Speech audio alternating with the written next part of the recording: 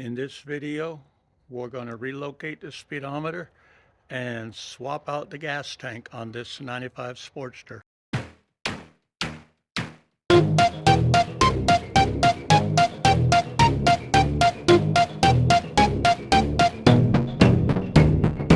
First thing we need to do is make sure the fuel is off.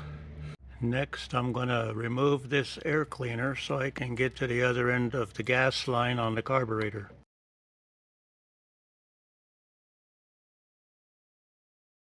With the air cleaner and backing plate removed, I can remove this clamp here that holds the gas line on.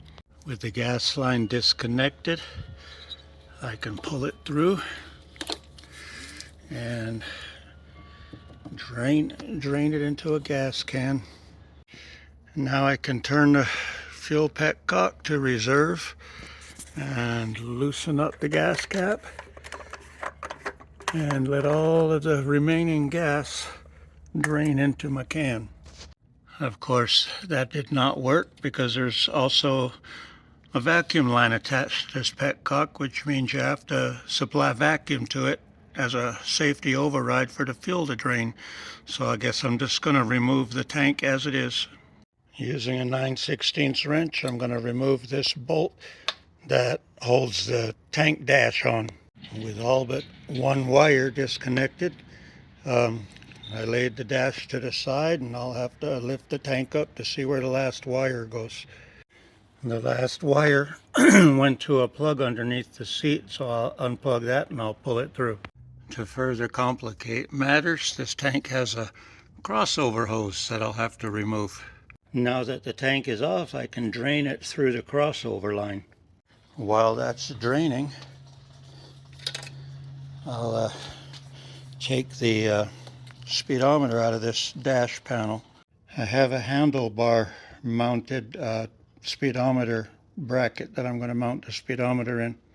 I'm going to have to unpin these wires from the plug to get them through the hole in the speedometer backing plate.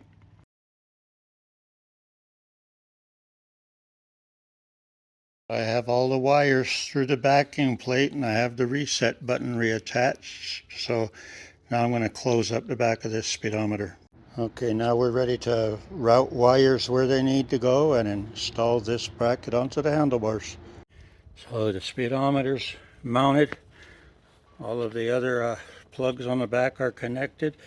I routed this wire back to where it was plugged in here, and now I need to repin it to the plug using the picture I took to get the right wires in the right places. And if you're not sure, you just need to match the wires on the other side of the plug. And now all we got to do is tuck that back in there where it was and put some wire ties on everything. So here's the finished tank installation. We had a issue with the petcock because it switched sides and there was carburetor clearance issues, so we bought one with the left exit spigot on it so that we had room for it to fit in there. It's tight, but it fits. We're getting closer. The next step's going to be rebuilding the front forks. Don't forget to hit like, subscribe, and the notification bell for any upcoming videos.